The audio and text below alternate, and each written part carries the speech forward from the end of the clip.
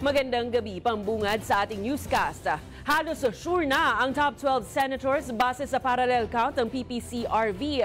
Dalawa sa top 3, kaalyado ng mga Duterte, habang 6 lang sa mga pambato ng Marcos government ang nakapasok. Kaya naman para sa isang political analyst, isa raw itong boto ng protesta ng taong bayan kontra sa pamamahala ni PBBM.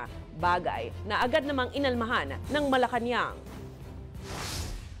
Malayong number 1 sa senatorial race ang matalik na kaalyado ng mga Duterte na si re-electionist Senator Christopher Bongo. Sa pinakahuling unofficial parallel count ng PPCRV Transparency Server, mahigit 26 million ang mga botong nakuha ni Go. Tig 20 million mahigit naman sina rank number 2 Bam Aquino at isa pang kaalyado ng mga Duterte sa number 3 si Bato de la Rosa.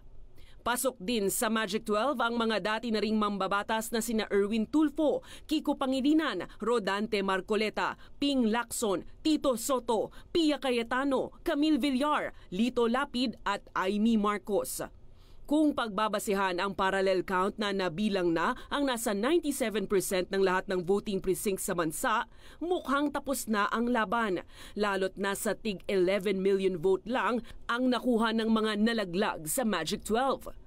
Para sa isang political analyst, ang midterm poll results kung saan 6 lang sa tiket ng administrasyon ang pasok sa Magic 12 ay nagpapakita lang ng kawalan ng kumpiyansa ng publiko sa Marcos government. Hindi natutuwa ang taong bayan sa pagpapatakbo. Gusto nila ng pagbabago. Kung hindi sa 2028, at least umpisa na natin sa midterms. This is a protest vote, plain and simple. Bagay na agad namang sinalag ng palasyo. Naniniwala pa rin po ang Pangulo na malaki pa rin po ang suporta ng taong bayan sa administrasyon sa ngayon.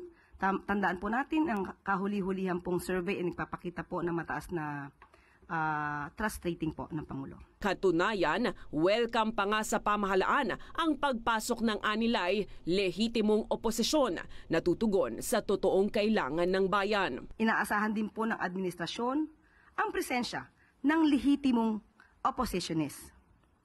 Pero lalabanan po ang mga obstructionist na nagtatago sa pangalan ng oppositionist.